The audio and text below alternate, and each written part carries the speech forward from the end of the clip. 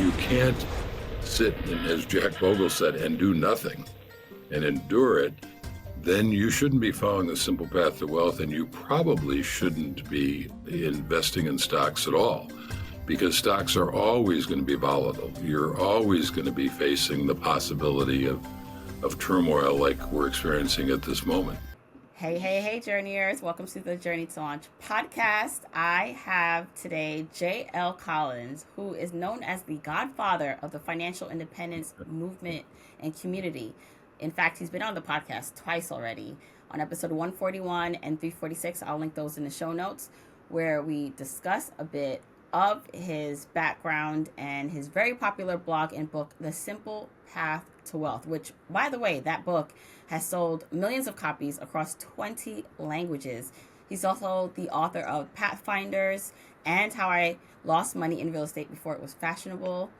His investment philosophy emphasizes simplicity, advocating for low-cost index fund investing, which I actually love. That's what I talk a lot about. And he has a revised and expanded edition of The Simple Path to Wealth coming out. So I am so happy to welcome back J.L. Collins to the podcast and show, because every time you come on, J.L., I feel like it's a breath of fresh air and basically gives us perspective on this investing journey, and it's not so complicated. So welcome back to the show. Jamila, thank you. It's always such fun hanging out with you, and I'm honored you'd have me back for a third time. Yeah. So, Well, I thanks. mean, I'm excited about the new release or the update of The Simple Path to Wealth, just because I know that it has been a staple, and just your philosophy, your blog, what you've been to the financial independence community has been so helpful. And so I think this update, which we're going to talk about to the book, is so timely within these volatile and just unprecedented times, where we can see how the simple path to wealth, the philosophy of it all, still makes sense, and how new people who are coming to this work and to your work and want to do well can succeed. So first, I do want to ask you about, like, if it's so simple. So what I'm also going to do is advocate, like, for the person who says this, none of this is simple Right, and the simple path doesn't work anymore. First, right. I want to go back to just your philosophy of what the simple path to wealth is, and Right. then we'll dive a bit deeper into everything else. So the simple path to wealth has three basic elements, and we're probably going to talk about the third one most today because of what's going on in the world. But basically, it's to avoid debt, live below your means, and that third one is invest the surplus. And specifically, I talk about, as you already alluded to, investing in broad-based, low-cost index funds and holding them for the long term, tying yourself to the mast when things go bad, when the market drops. And of course, as you and I are recording at the moment, the market is very, very volatile. We're recording a week after last week, Thursday and Friday. It between those 2 days dropped a little over 10%, which is huge for a 2 day period of time. So this is a very volatile time, and it scares people. But if you're following the simple path to wealth, you're going to do nothing. You're going to do what Jack Bogle once famously said: don't just do something, stand there. Because what we're going through is a perfectly normal part of the process. Drops in the stock market where there are 10% corrections or 20% bear markets or something even worse, they're to be expected. Now, the trigger is always different. Last time the trigger was a pandemic. This time it's political, it's tariffs. But we never know how long it's going to last or where it's going to go. But if you're on the simple path, you're investing for decades, and you're going to stay on the path, and it just doesn't matter what the market does in the short term.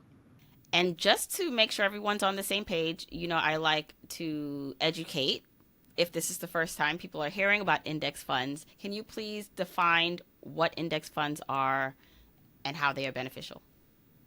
Sure. So an index fund is a mutual fund or an ETF that essentially buys a basket of funds that tracks a certain index. The one that I like best is the total stock market index fund. There's also an S&P 500 index fund, a lot of variations, and When you own either of those two, you own either the 500 largest companies in the U.S. or you own virtually every publicly traded company in the United States, which is about 3,600. This is opposed to actively managed funds, which try to pick and choose stocks that they think, for whatever reason, will outperform. The challenge with that is it's extraordinarily difficult, the research indicates, to actually do that. And it's extraordinarily expensive to try because you need all kinds of analysts and research and what have you to make the attempt. So an index fund has two advantages. One, the research shows that it actually outperforms over time. And two, it does it at a much lower cost. And again, as Jack Bogle once said, performance comes and goes, but costs are always there. Yes, yes. So when you talk about the simple path to wealth, I love that you broke it down to three simple things, right? Avoid debt, live below your means, and invest the surplus in index funds, which we just defined. You originally wrote this book. I'm not sure, when did the first version come out? 2016. 2016. Now, if it's so simple, right? What needs to be updated? So I know you're coming out with the updated book, but for what needs to be updated if it's such a simple plan? So it's a great question. And philosophically, there is nothing different in the new version from the old version. The approach, the simple path to wealth, is precisely the same. What's updated is all of the data and illustrations and scenarios that were in the simple path that look at what if analysis and that look at the rules around, say, 401ks or IRAs or that kind of stuff. Well, obviously, when I was writing it in 2015 to publish it in 2016, that's a decade ago, and those things have changed. So job one was to go through, and this was tedious, but to go through all of those numbers and bring them up to date. And then we expanded it. There's a new section called Tools. One of my favorite things in that section is an FAQ, because in the 10 years that the Simple Path has been out, I've gotten all kinds of questions. And so that was an opportunity to go through some of the most common and some of the best questions and respond to those. I also added a second case study. The original has one case study, now it has two. The second one is called What Things Look Like When Everything Financial Goes Wrong. And I think that's very instructive for people who listen to podcasts like yours and who read blogs and books like yours and mine, because they probably don't have anything to worry about. And yet, when I talk to people in the community, they obsess about this stuff. And perhaps because they obsess about it, they don't really have to worry about it all that much. Probably most Americans should worry more than they do. But when everything financial goes wrong, as this case study shows, it's still not the end of the world. So, and again, the book is organized a little bit differently. My publisher came up with some organizational ideas that I never dreamed. I thought it was pretty well organized before. I would not have guessed that I would sit back and say, wow, yeah, that really does work better. Well, so you bring up this case study when everything goes wrong. And as you said, at the time of recording this, there is so much uncertainty and volatility in the market where people are seeing rapid declines in their investments and are afraid or are scared. And some people are in the position to buy. Some people have no extra cash and are afraid they're losing all of their life savings and investments. So what can you talk us through as it comes to like investing and feeling still comfortable in this environment? Like, just let's talk about that for a little bit. Sure. So as I alluded to earlier in our conversation, market drops, whether they're 10% corrections, 20% bears, something worse, are a perfectly normal part of the process. They are to be expected. And what you do when that happens is nothing, because you have set an investment plan. When you're building your wealth, you are taking a portion of your income, and on a regular basis, you are putting that money into VTSAX as an example, which is Vanguard's Total Stock Market Index Fund. And if you're following the simple path to wealth, you are doing that regardless of what the market's doing. whether the market is going up or it's going down or it's moving sideways. In fact, if you are in the process of building your wealth, a market crash is a gift. As scary as it may feel, it is a gift, because if you stay the course and you keep putting that same amount of money in on a regular basis, which is what you should be doing, you are now accumulating more shares at bargain prices. So think back to the last really bad decade we had in stocks, which was the first decade of this century. So we had the tech crash that occurred in 2000, 2001, and then we had the financial crisis that was in 08, 09.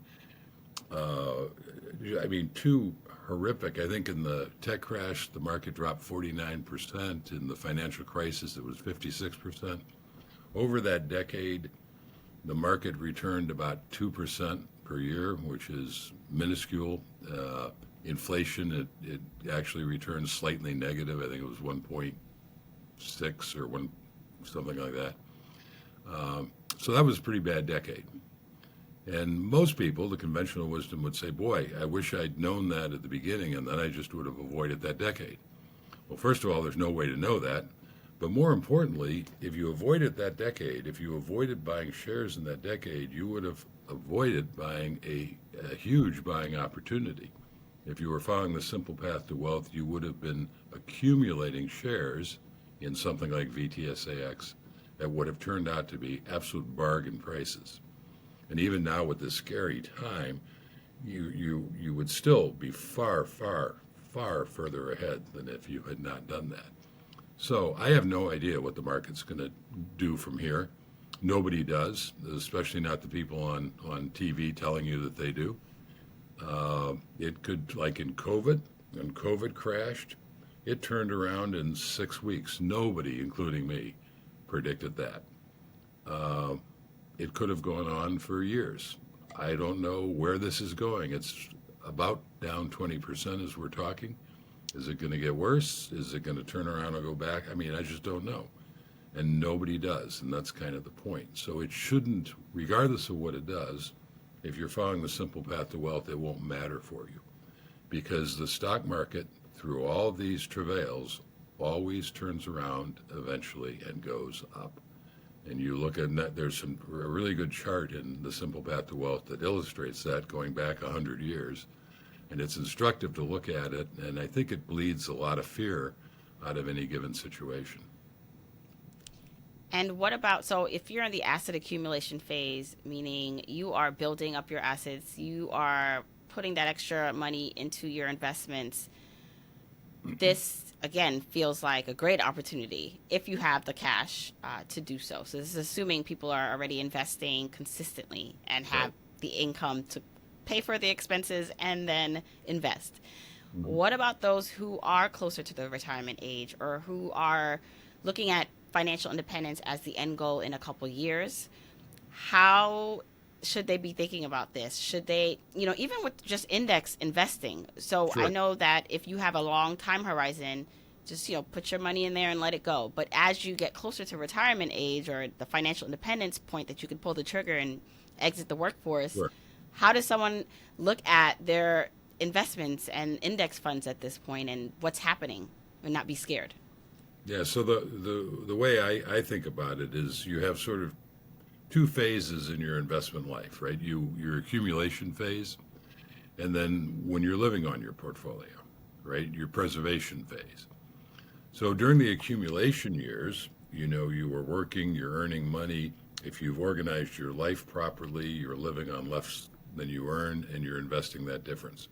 And that flow of cash into your investments is what smooths the volatility of the stock market. Because while the stock market is a very powerful wealth-building tool, as we are experiencing right now, it is very volatile. It can be tough to live with.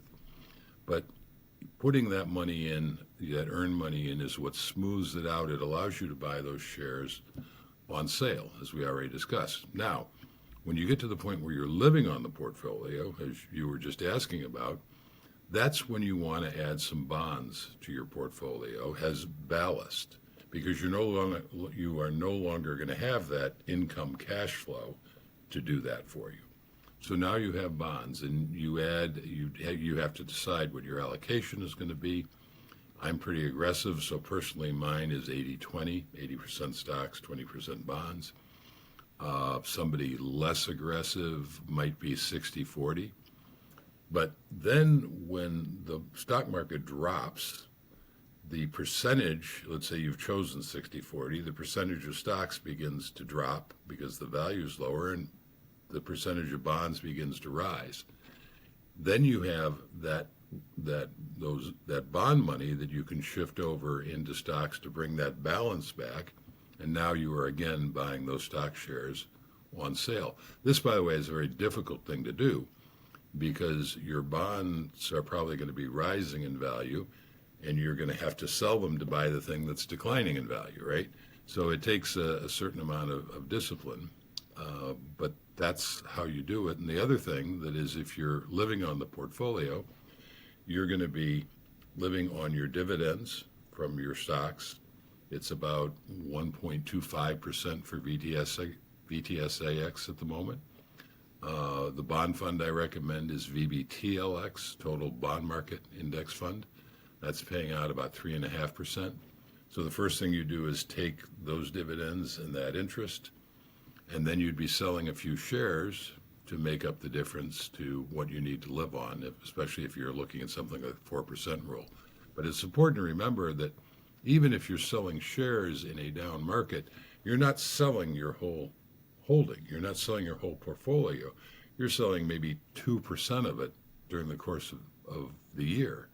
So it's not as big a hit as listening to the media would make you think you were going to endure. Right, right. Like if you see your portfolio decline by 20, 40%, it feels like, well, that's everything, but you're not taking all that money out No. in that month or And you, year or and you still know, and you still own exactly the same number of shares, which is the key thing. Now, little caveat here, and this is not the time to be resolving what I'm about to say, but it is something that any investor needs to think about. As I said earlier, what's happening in the market today, this volatility and this dropping, is perfectly normal. And you have to be willing to endure it. You've got to be willing to see your market drop, say 49% as it did in 2000, 2002, 56% as it did in 08, 09. You have to be willing to endure that, recognize you still have the same number of shares, and know that eventually those shares will go back up in value, and you have an opportunity now to either with your cash flow or by shifting money from your bonds, accumulate even more shares at these lower prices. That's easier said than done, no mistake. And for people listening to this who are really have their heart in their throat, they're learning that firsthand. And you have to know yourself. And if you can't do that, if you can't sit and, as Jack Bogle said, and do nothing and endure it, then you shouldn't be following the simple path to wealth, and you probably shouldn't be investing in stocks at all, because stocks are always going to be volatile. You're always going to be facing the possibility of turmoil like we're experiencing at this moment. yeah, yeah. What about, so I want to go back to, because this is a powerful concept, and I know for you, this is, you talk about this all the time. You've been here, you've done this, you've educated people on this. I feel like, years ago when I stumbled upon the financial independence movement and discovered index funds and your blog, like it helped me tremendously. And so there are some people listening who just get it. They get that. And then there Right. are some people who are just like, well, I want to invest, or I want to start, or I want to be an investor. I get that question a lot. Like, how can I start? And I'm like, well, do you have a 401k or retirement account already? And are you Right. investing? Are you participating? If you're lucky to have an employer plan as an employee, you already are an investor. Like, I'm trying to tell people that it doesn't have to look the fancy trading stocks and picking a stock the way that it's Right. sold to us, I believe, as a cool thing. It looks really different and can be successful in this boring kind of way. And so, how can you encourage or like, speak to people who want to be investors, who say they want to invest, and it's like right there for them. They just have to understand how powerful and the access that they already have. That's a great point because if you're a novice looking at the investment world, it looks stunningly complex. And you're not wrong because Wall Street has made it stunningly complex because the more complex it is, the more fees they can charge and the more they can drive you into their arms because don't bother your pretty little head about this important investment stuff. We'll take care of it for you. And of course, they have their hand deep in your pocket in doing it. That's the bad news. Here's the good news. Imagine that you had a banquet table just filled with every kind of exotic delicacy and recipe that you could possibly imagine, right? All these complex things. And on one little corner of that table are the basic foods that your body really needs to be healthy, right? Well, you could put your arm on that table and sweep all that complex stuff onto the floor. All you need are those basic, very simple foods to have the healthiest possible body. It's the same with investments. And what's left, you do that with the investment banquet table. What's left is low cost, broad based index funds and things like your 401k and your IRA. Now, let's be clear your IRA is not an investment, your 401k is not an investment. Your 403b is not an investment. These are buckets in which you hold investments. So if you have a 401k at work, and most people do, and even if you've signed up for it, they've probably put you in something like a money market fund. There's nothing wrong with that other than there's no long-term growth to be had with it.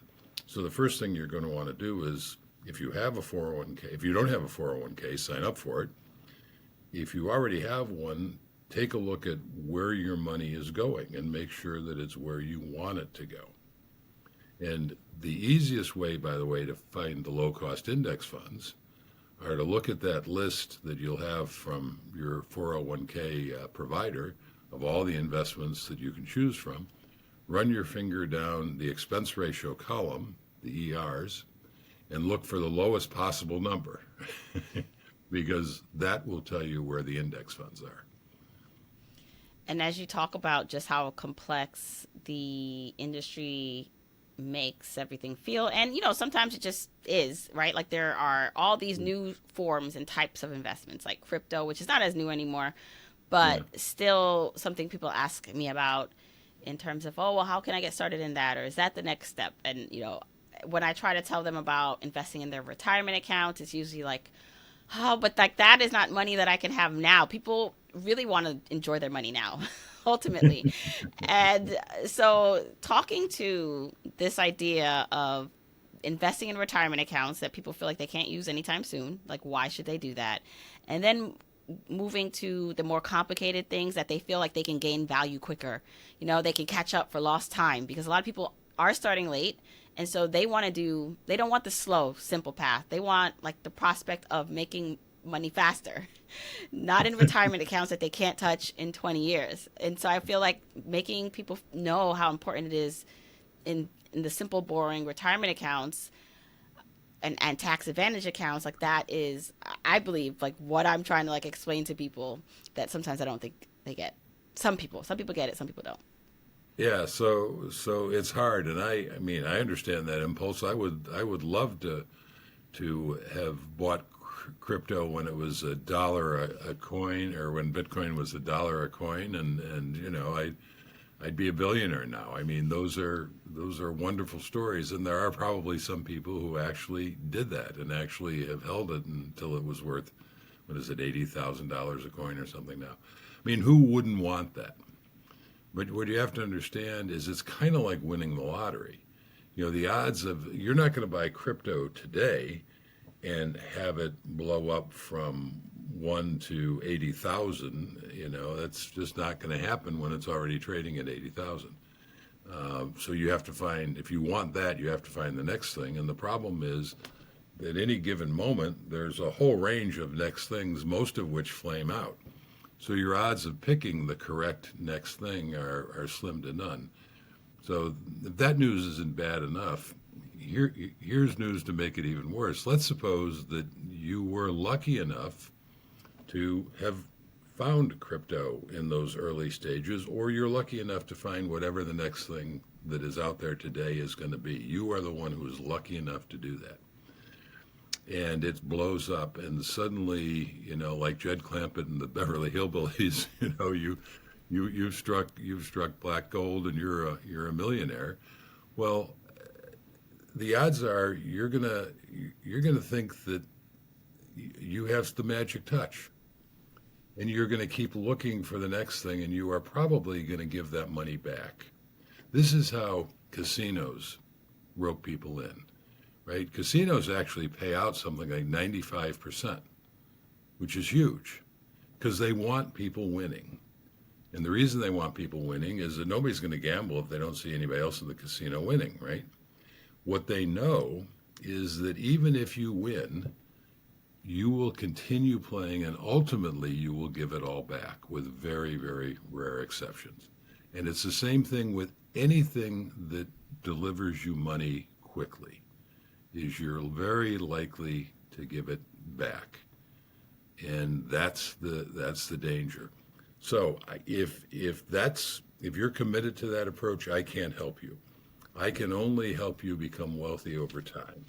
And that does mean that you're going to have to decide, when you have all of the money that is coming into you from your salary. You mentioned people want to enjoy their money now, and I get that.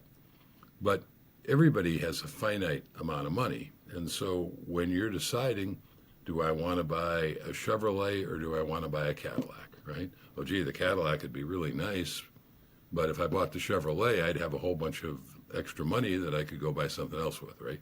It's a choice that only you can make. You're going to choose whatever is most important to you. One of the things you can choose is your freedom, is your financial freedom, and ultimately the freedom over your time, to spend your time as you want and to work for who you want when you want to do that. For me, there was nothing that my money could buy that was more important than my freedom. Nothing. Not cars, not houses, not wardrobes, nothing. That's how highly I valued my freedom. Now, that's me. And nobody has to make the same decision I made, but unless you put that at the top of your want list, buying your freedom, then you are probably not going to organize your life to free up money to invest, because investing is how you ultimately buy that freedom. But that's a personal choice. And I've had people say to me, "Hey, JL, I get it and I understand, but I'd rather have the big house. I'd rather have the fancy car." And I think, well, God bless you and Godspeed. Don't complain when in 20 or 30 years when you don't have the ability to retire. But other than that, you can do whatever you want to do. Yeah, I love the just when you talked about having just the basic food and being able to sustain yourself from that. And reminds me from an analogy in my book where I talked about, like, you can actually do the fancier, fast, quick ways to get rich. But I think first you should do the basics. So kind of like having your basic food groups, like, so you have the minimum. Maybe you figured out the minimum number you need to retire or to reach financial independence. You're okay with that timeline. And then anything extra, you're okay with losing or gaining and adding to make your life, add color to your life, add flavor, to the basic food groups. But just have the basics down first. Then you can choose, like, however it looks like after. But so many people are skipping the basics, trying to get ahead and just basically digging themselves deeper in a hole. Yeah, and you know what they say: if you're digging yourself deeper in a hole, the first thing to do is stop digging. Right. Right. So what I used to do, when I started out and I didn't have anything, I looked at my income on my first professional job out of college, and it was $10,000 a year, and of course, adjusted for inflation, that's would be more today, but it was still a very modest amount of money. But I knew I could live on $5,000 a year, It took me 2 years out of college to get that professional job, and I'd been doing landscaping work for that. So $5,000 a year was a whole lot more than I was getting paid for that, and it was a whole lot more than I was living on putting myself through school. So it was a step up in my lifestyle, and I still had half my income to invest. And then as I made more money over the years, when I was making 20,000, well, now I'm living on 10. I've doubled my lifestyle, and I'm investing 10. When I was making 50, it was 25, 20, 100, it was 50, and so I allowed my lifestyle to inflate, but I controlled it. And at the same time, I inflated the amount I was investing. But that gives you an idea of my priorities. I was bound and determined to be financially free. When it comes to debt, so for the people who are currently still in debt, consumer debt, not debt that they necessarily are intentionally holding, but Right. debt they have accumulated, they actually want to get rid of, and it still goes back to priorities on how important it is to get rid of it. How or what is the advice in terms of allocating money to aggressively paying off debt earlier than that payoff date versus investing? What is your philosophy there? Yeah, so if you're carrying debt the way you describe, you are never going to be wealthy. Yeah, I mean it's a ball and chain that you're dragging around. It's like trying to win a swimming meet with a ball and chain around your ankle. It's just not going to happen. I and our culture encourages this, and I think it's reprehensible. And we've come to accept consumer debt as the norm. And to me, it's like being covered with blood-sucking leeches. I mean, it's not normal, and you just need to take out your sharpest knife and start scraping the little bloodsuckers off. So the way I would recommend doing it is I'd look at all the places I have debt, and I would pick the one that was charging me the highest interest rate, and I would focus on paying that down as aggressively as I could. This is an emergency, right? Getting out of debt. And then once I blew that one off, I'd turn to the next highest one and I'd blow that one off until I was done. Now, the good news about this is that in order to do this, you're going to have to organize your life to free up money to pay down that debt. And that's a wonderful step to take and a great discipline to have. And once that debt's gone, guess what? That money you were paying to the debt, you've learned to live without it. Now you can easily use it to build your wealth and to increase your freedom. And that's how I would approach it. And you talked about it being so ingrained in our society. I know recently they announced you can now put your like Uber Eats or the food delivery on It's on payment insane. plans.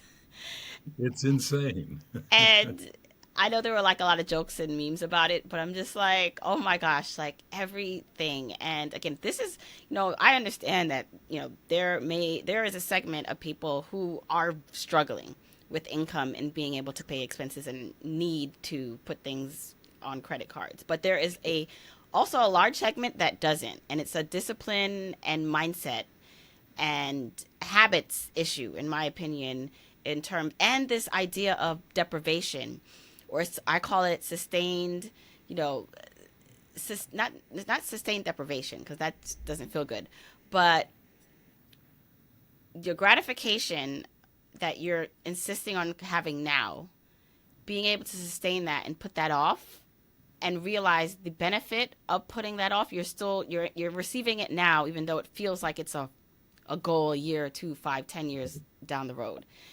And I think for people, like especially with the marketing and social media, and it's harder to buy into that when they just want to live their lives now. And it's like, why should I do that? Which I think is your book and what we're doing is so important to show people there's another way.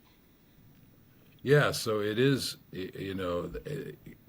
our whole culture is designed to encourage you to spend money and to spend it on, and this is not some conspiracy, by the way, but every company out there that manufactures a product or a service wants you to buy it. And they have very clever marketing teams designed that are charged with and are very skilled at making you want to do that, right? But to me, it's never been about deprivation. When I was saving and investing my money, I didn't feel deprived. I was buying the thing I wanted the most. I was making my choice. Now, to be clear, it was very different than the choices of a lot of my friends and peers. But if you're going to lead a different kind of life, if you're going to lead a life that leads to becoming wealthy, which most people don't accomplish, not surprisingly, you're going to have to make some different choices.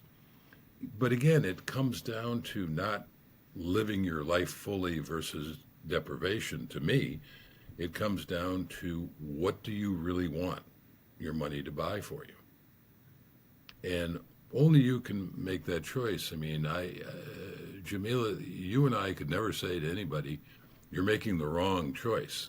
It's their money, it's their life, right? And I'm not trying to persuade anybody here. What I am trying to do is say because there's not a huge company marketing this idea, there is another way to spend your money. There is another thing that you could buy with that money, and that thing is your financial freedom. That thing allows you to ultimately buy your time and to work where and if you choose and for whom you choose, right? Now, if that doesn't appeal to you, then go do you. But at least now you will never be able to say you didn't know there was another way you could have spent your money and the value that that way could have brought into your life as opposed to whatever value you're getting from how you are spending your money. Does that make any sense? It makes total sense to me, and hopefully, I have people listening, nodding their heads, like, "Yes, Yeah. this is what I want," and understanding that there are, trade offs. There are trade offs. I feel like even the people who have seemingly a lot of cash flow and Hmm. money, still complain about not having enough. So it's really this idea of figuring out what is your enough point, what can make you happy at the bare minimum, not that you can't have more, but and then what are you willing to trade off for that, and is it worth it to you to do those things? And again, like you said, only you Right. can make those choices. And I think, you and I and the people who are listening to this who are nodding their heads in agreement, we're unicorns, right? Most people most Americans are not going to do this.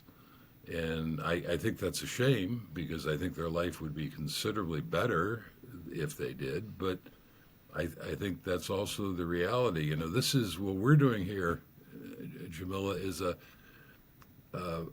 teaspoon in the ocean of marketing trying to persuade people to do what they're currently doing, to stay in debt and to keep being good little consumers and keep buying trinkets and trash and you deserve a break today. And if you buy this car, then the opposite sex will flock to you in droves. And I mean, all this nonsense. And you know, but all we can do is reach out to the people who are interested in making different choices.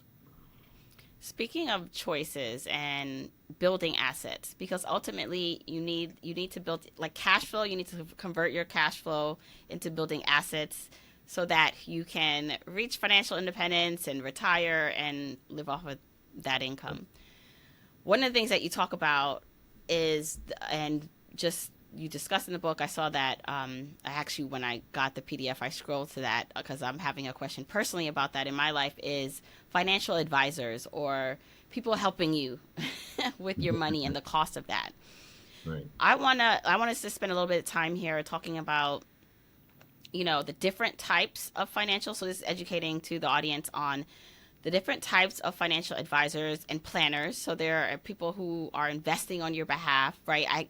Sometimes people say, "Oh, I have an advisor through my investment company or through my job," or Hmm. and maybe they mean something else, but they say, "I have someone already." And when I ask them, like, "Okay, what is that relationship like? Are they taking a percentage of your? Are they charging you for any trades they're making? Are they? What is their fee?" Sometimes they don't know. Then there's this idea of financial planner who is helping you plan out your finances and potentially charging a fee. But there's all these words and people who want to help you with your money. And so I want to educate people on like what those options are and when it makes sense. Does it ever make sense for someone to have a financial advisor or planner? And if so, when? And then we can dig deeper in. So maybe the way to think about that is advisors who tell you how to invest your money, and then advisors who perhaps help you with life choices. Okay. So as we already talked about, if you're investing according to my principles in the simple path to wealth, it's the soul of simplicity. You should not need an advisor or anybody else to tell you how to buy a low-cost broad-based stock fund. You can go to Vanguard. You can call Vanguard, and which is my preferred brokerage. But you could do this with any when you do with Fidelity or T. Rowe Price, or they all have broad-based low-cost index funds. You can call them up and say, I want a total stock market index fund. Help me out, and they will be happy to do that. You don't need anybody to hold your hand to do that. Now, and if you're at the beginning of this journey, the last thing you need is a financial advisor because you don't have any money accumulated to advise about, right? But at some point, as your wealth builds, if you follow this path, you may be looking at lifestyle, life kinds of decisions that maybe an advisor could be of use for. Now, you have to be very careful because not all advisors are good and they all charge. I would only go with an advisor that charges an hourly fee. It's going to be a lot more painful for you to write those checks to that advisor than to have it buried in commissions that are taken out before you see them, but it'll be a lot less expensive. But even then, you have to worry about conflicts of interest, right? So if you have an advisor, particularly who's charging you a percentage of your assets, right? 1% typically. Well, first of all, that's a huge long-term drag on your returns. The way I think of it is if you're living on your investments and you're pulling 4%, which is the typical amount that you can safely pull, and you're paying 1% of the total to an advisor, well, you're paying them 25% of your annual income, right? So when you think of it in those terms. But let's suppose the question becomes, should I pay off my house? You know, I bought a house, I've got a mortgage, I've accumulated some money. I don't like having this mortgage. I don't like having this debt. So, should I keep the money invested or should I pay off the house? Well, could be either one of those things could be the right answer, depending on your unique situation. But there is only one right answer for your advisor, and that is to not pay off the house. Because if you take, say, $250,000 out of your portfolio to pay off the house, that's $250,000 they're not going to get 1% a year on. They're going to lose money on that. So are they going to be willing to give you objective advice when it dips into their pocket, potentially to do it? That takes a pretty saintly financial advisor, and the financial industry typically doesn't attract saints. So those are the kinds of things you have to be very cautious about and very wide-eyed about. Do you feel so? One of the things I got, as a response to this question of is it worth it to pay someone 1% was, well, what about them helping you with tax strategies and tax loss or gain harvesting, allocation, like where they are saying that they are maybe not beating the market, but they are saving you money in taxes and any drags in your portfolios in other ways. So they're making up for that 1% of their fee. Well, theoretically, I think at that point you should maybe have a tax advisor who helps you with your taxes overall. And in fact, I no longer do for a long time I did my income taxes myself because I kind of enjoy it actually. But I now have a guy who does my taxes, and those are the kinds of questions that I can bounce off of him. But that's a very specific kind of advice that I'm buying, and I'm paying a fee to have him do that. And that's again goes back to if you're going to hire anybody, you should pay them either a flat fee or an hourly rate, because that's the only way you're going to get objective advice, or you can be assured of getting objective advice where there's no conflict of interest.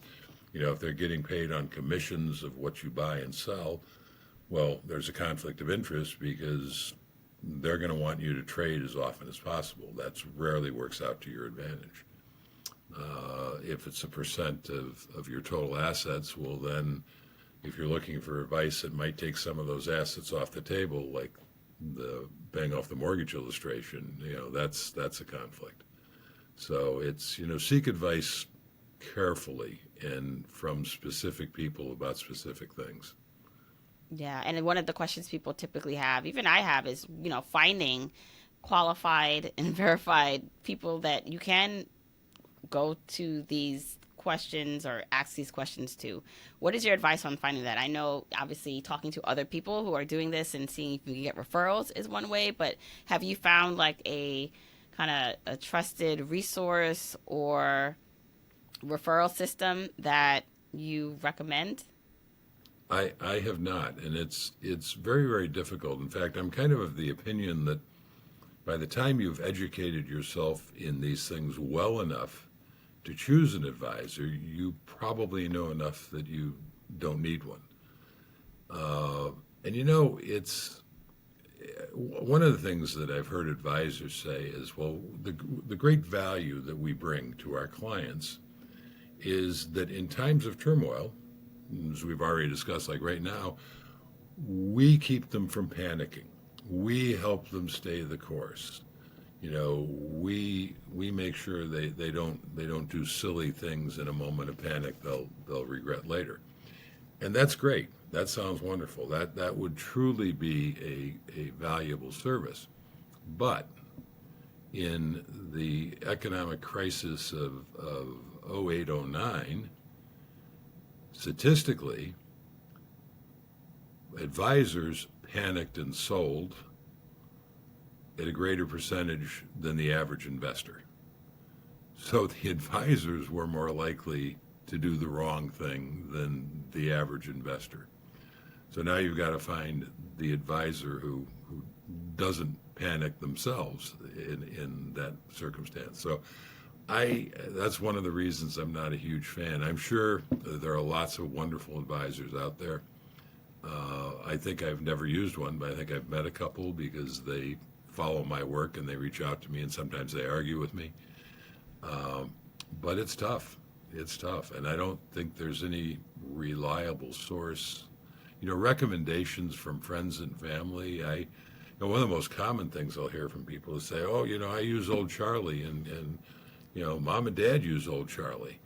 And, so that's how I started using Old Charlie. And then you look into how Old Charlie is running things, and Old Charlie has been ripping off Mom and Dad for decades. And you're just fresh meat. But Old Charlie's he's a nice, affable guy. And we can't get rid of Old Charlie. He's a family friend. Yeah, So, that's a good point about, even getting recommendations from family or friends. It's like, but it's, if what they're do they not know? within knowledgeable also within what they're doing or on it, then that might not be a reliable source to go to either. It's too often that when people say, "Yeah, I've got a financial advisor and he's great," what they mean is that they like him, that he's a good guy, that he's become their friend. And when you look at the companies like insurance companies who hire these people, they don't hire them for their financial expertise. In fact, I've heard it said that they don't even want people with any financial expertise because that might get in the way of selling their products. They hire people who know how to go out and pretend to be the friends of the customer, convince the customer that they are their friend. That's the skill that they're looking for. And I think most often when you're talking to people, they say, "Yeah, I've got a financial advisor and he or she are wonderful." What they really mean is they've befriended me, right? I like them. And that's great, but that doesn't say anything about their abilities to deliver for you. Right. Or their entitlement to 1% of your Or, assets. right. And that's their motivation to be your friend, Yeah. right? Is the 1% of your assets, I mean, by the way, anybody's listening and they want to give me 1% of their assets, I'll be your friend. Same, same. But okay, so Provided your assets are large enough, yeah, which is no, but also what you'll hear from advisors. Your assets have to be large enough. Right, right. Definitely. I've heard, you have to have a minimum of 1 million and Yeah. all those things. Okay, so, all right. I want to kind of wrap up to give people like marching orders for next steps on what they should do. Again, I always just like to say I understand that there's a segment of people who cannot, like, they've tried. I mean, I'm like saying I'm believing that they honestly tried at to look at their finances and find a gap, find surplus to invest or get ahead, and they can't, but they're educating themselves and preparing for when they can. But talking to the people who maybe have some cash, I guess that's a good next question alongside of this is cash, like having cash. I know that's important to have an emergency fund, to have something to fall back on for job loss and all this kind of income insecurity that might occur from this fallout of Right. the volatile market. So that's one. I do believe you need cash on hand, and Agreed. right, so that's important. Don't invest every single dollar and you don't have anything. But what are the Agreed. marching orders for someone listening and saying, okay, I have some money, I don't know how or what to do next, but what should I do? Because this is lighting me up. I want to buy my freedom. I don't want to be here in 5 or 10 years, and I want to get started. What should they do next? So this is going to sound very self-serving, but they should read my book. And the reason I say that, Jamila, is because the biggest compliment, I've gotten a lot of compliments over the decade in the book, which I appreciate all of them. But the one that resonates most with me, and it's a fairly common one, is people will say to me, JL, I've tried to read other financial books. I've tried to understand this stuff. They just make me more confused. And I read yours, and finally I get it. Finally, it makes sense to me. And the reason that's so gratifying for me to hear is because those are exactly the kind of people I wrote the book for. That describes my daughter. And I fundamentally wrote this book for my daughter. And she has zero interest in financial stuff, right? She just doesn't want to spend her time thinking about these things, but she knows it's important. And she knows if she gets a couple of simple, basic things right and puts the simple path into motion and automates it, then she doesn't have to think about it anymore. And that's how it's designed. And so I think that's a good place to start. Don't start investing until you really build cash, as you just described, and don't start investing until you're really comfortable with what you're investing in. And if you're investing for the long term, you are comfortable with market declines that are going to be inevitable. Once this one passes, then there'll be another one on the horizon. Nobody knows what will trigger it. Just like nobody knew what was going to trigger this one or what was going to trigger the last one, the pandemic. But they will definitely come. And unless you know that you're willing to weather that and stay the course, then you don't want to be following my advice or investing in stocks at all. In fact, I had a woman, I just put a blog post up about what's going on in the market these days. And in one of the comments, there's a woman by the name of Rebecca who said, I thought I could handle these declines, but I've discovered that I can't, and I've just sold out at a 20% loss, and I'm going to go use the warm method, which is a method a friend of mine created, and it's a guest post on my blog, which doesn't involve stocks. It doesn't give you long-term returns, but if you can't stay the course, as Rebecca decided she couldn't, and that's perfectly legitimate, too bad she didn't decide before the decline, but there are other ways to invest.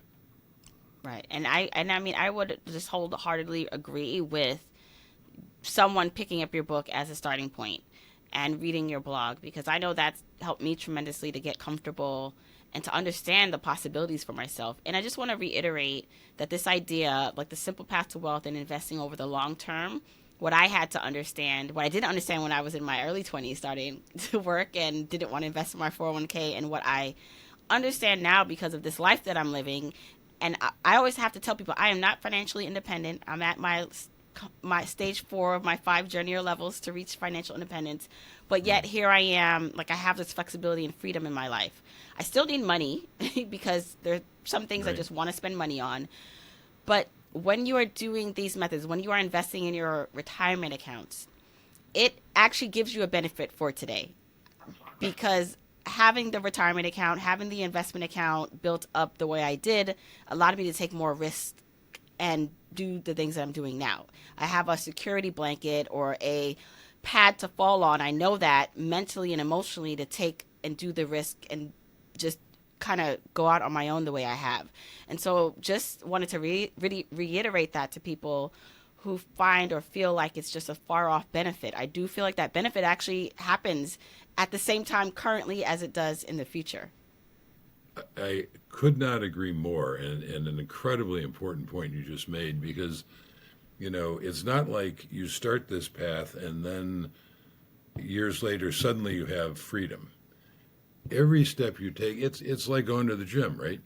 The first day you go to the gym and you work out, you're not going to be bench pressing 300 pounds, but you are stronger than you were the day before. Just a little bit, but stronger, and then stronger, and then stronger. Same thing financially. Every dollar you save and invest, you're that much stronger. And it's a journey, and you reap those benefits a little bit at a time, slowly but surely, more and more. And it ultimately, even if you're not fully financially independent, you're able to make bolder choices. I did with my career. You're doing it with your career, long before we were officially financially independent. And then let me say one more thing about what the pot of gold at the end of the rainbow looks like. I mean, when you really get there. Years ago, Mr. Money Mustache, Pete, and I were in Ecuador at a Chautauqua that I was doing in those days. And I'm financially independent. He's financially independent. We were walking to a local bodega to buy some wine, and Pete had been there before I hadn't. And as we're going into to this place, I said, "Yes, Pete, how much is the wine here?" And he says to me, "It's free." And I said, "Pete, I know things are inexpensive in Ecuador. I get that, but it's not going to be free. The shop owner is going to expect us to give him money before we walk out of the store with his wine. How much is it?" And he said, "No, JL, you misunderstand me." He said, "For you and me, everything's free." And I said, "Okay, what are you talking about?" And he said, "Well, when you achieve a certain level of wealth that is creating more wealth for you all the time, and is creating more wealth than you're spending, everything is functionally free." And that's true. I mean, once your wealth builds to a point where it's throwing off more money than you're spending, then everything essentially becomes free because and that's almost the definition of financial independence. I realized, I mean, long before I had ever heard the term of financial independence, I was taking a sabbatical, one of the many I did over my career, using, having that financial strength that we were talking about. And it was the third year I was without employment. My wife wasn't working at either. And I'm doing our numbers at the end of the year, and I noticed something remarkable, and that was that we were living the same life we'd always lived, in the same house, paying all our bills. And at the end of the year, I had more money than we started with. And I thought, that's kind of remarkable.